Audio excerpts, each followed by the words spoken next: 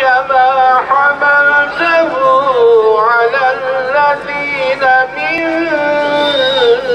قبلنا. Katılım sağlayalım inşallah.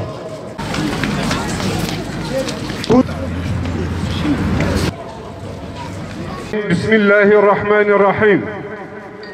Müslüman kardeşlerimizin yanında olmak için bugün burada basın açıklaması yapıyoruz.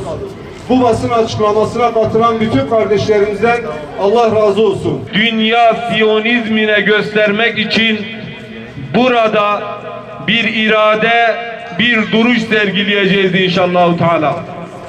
Ve aynı zamanda bu tüm emperyalist güçlere, tüm Siyonizme, bu basın açıklamasına, bu imani mücadeleye katılan ve burada duruş sergileyen siz Selahaddin Eyyubi'nin torunlarına şükranlarımızı sunuyor ve basın açıklamamıza geçiyoruz.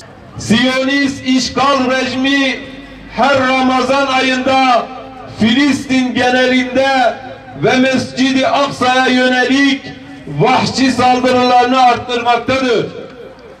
Bu gelenek haline getirdiği bu saldırılarla Müslümanların tepkisini çekerken bayrama da buruk bir şekilde girmelerini hedeflemektedirler. Mübarek Ramazan ayının ortasına geldiğimiz bu günlerde Siyonistler Mescid-i Aksa'nın kutsiyet ve mahremiyetini çiğneyerek sabah namazında Aksa'ya her taraftan saldırıya geçtiler. Bu vahşi ve barbar saldırılar kabul edilemez. Bu saldırıları kınıyor ve lanetliyoruz. Siyonist rejimle kurulacak her türlü ilişki Kudüs davasını yalnız bırakacak ve zayıflatacak. terörist Filistin halkını katleden, topraklarını işgal eden, Aksa'nın mahremiyetini ayaklar altına alan Siyonist işgal rejimidir. Tekbir! Tekbir!